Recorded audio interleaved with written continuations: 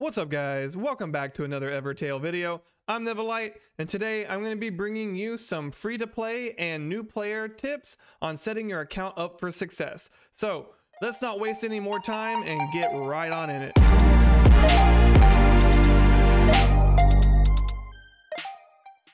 So I'm probably going to be expanding this series in the future to include like team compositions and like synergies and kind of break down the pros and cons. So look forward to that in the future, and let me know if there's anything else that you guys would like to see me cover. Tip number 1, stop using your mana potions on the online story.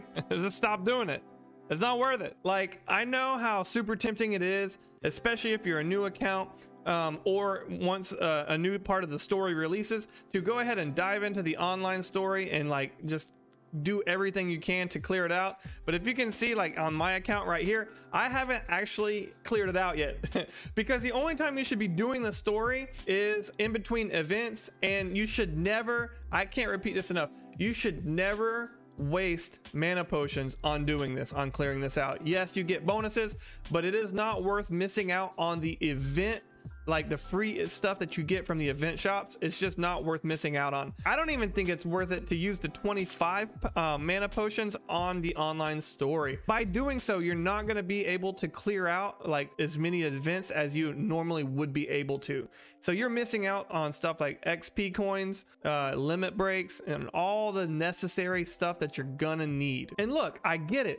You're like, but you get sky stones and stuff like that. That's very true. It is worth going through the online story and getting those rewards. It is just not worth it to waste your mana potions on. Tip number 2, be selective with your initial SSR selection and who you're going for. Go for a guard first. Try to get somebody like Ludmilla, Jean, the new guard that just came out, Anya. Characters like that are always universally good to have in any team. And then after that, look for a synergy and focus on one particular synergy and go for that. So what I mean by this is focus on burn units or poison units or whatever the synergy it is that you want, and go for one synergy at a time, because as a free-to-play account, and especially as a new character, it's going to be very hard for you to build up a profile of SSRs. So it's super tempting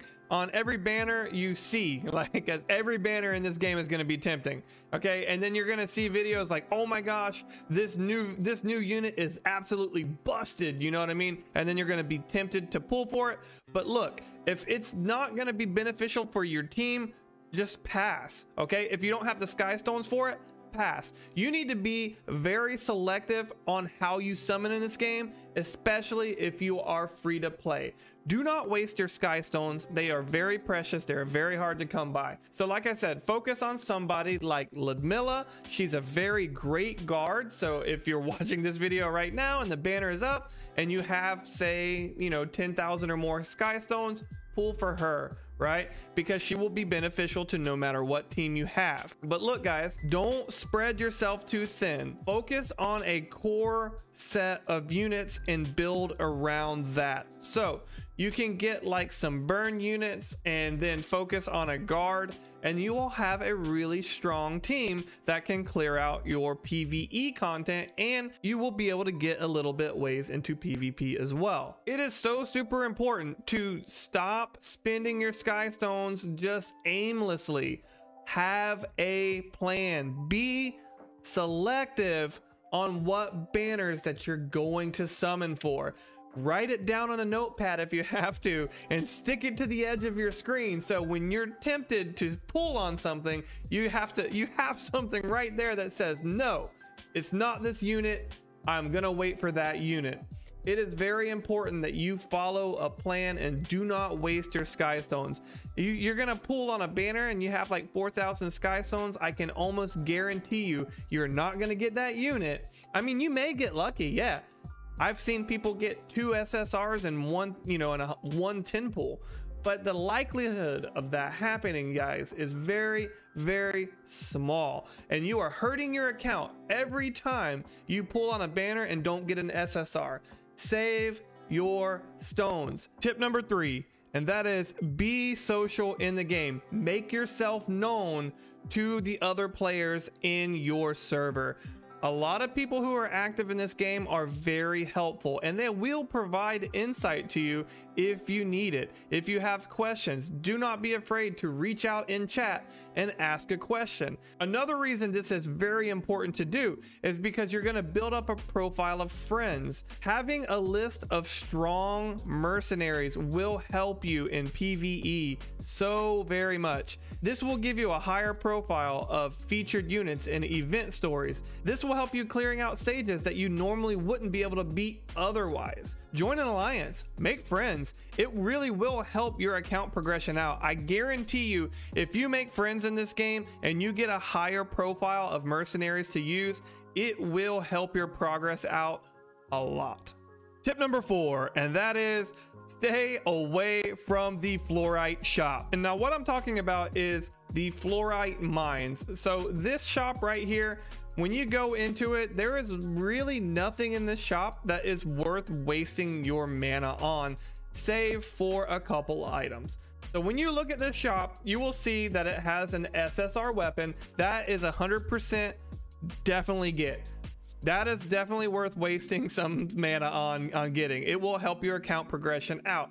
And the other thing that you can focus on getting is the Knock Teddy, because the Knock Teddy will help you get some of the fellowship bonuses. I mean, it's not a big bonus, but it is kind of worth the extra 50 attack. Everything else in this shop is literally a waste of mana potions. It's a waste of mana that you could be going and using somewhere else. Yes, the silver accessories are pretty nice. However, you can get silver accessories from clearing out the online story anyway. And if you're clearing out the event shops like you're supposed to, you will eventually start stockpiling some gold accessories, which are infinitely better than these ones. The only time you should focus on the fluorite mines, in my opinion, is after you've cleared out an event and you have no more online story to do. Since there's no longer a hard mode to do, really you have nothing else to spend your mana on in between events. So it is okay to go ahead and start building up some currency in this shop. I don't necessarily think you should buy some items, but it is a good idea once you've reached that point. And we are talking like way into the future, because if you're a new account, it's going to take a really long time to get to this point. However, once you're finally to that point, it is probably a good idea to stockpile some points up just in case they release like a new SSR weapon into the shop, or a character, or something that's worth it. And the last tip of the video is forge all of your bronze units, and do not level any units that are rare or bronze past level 40. So only level SR and SSR characters and weapons past level 40, because anything other than that is literally a waste of resources. So what am I talking about when I say forge your bronze units? Okay, when you're using friendship summons, you will get bronze weapons and you will get bronze units.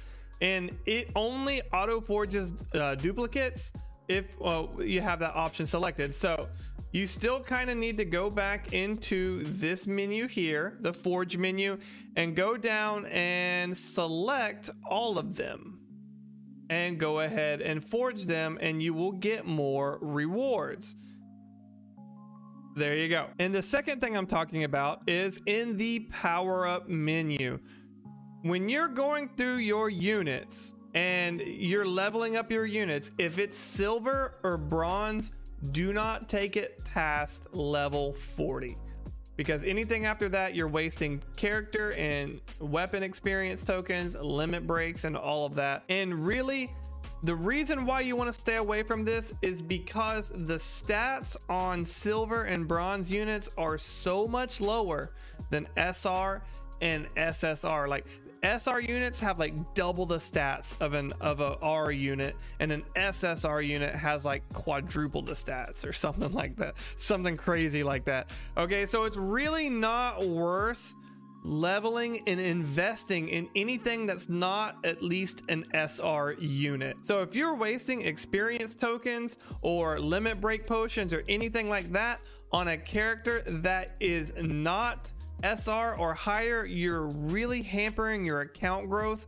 and overall you're just setting your account back, because once you get an SR unit or an SSR unit, you're not going to have the resources available to you to actually level them up. And that's going to wrap up today's video, guys. If you found it entertaining or helpful, consider liking it and subscribing to the channel for more content like this in the future. And as always, if you have something else to add, you have some tips of your own, share it with the community down below in the comments, and I'll see you guys next time.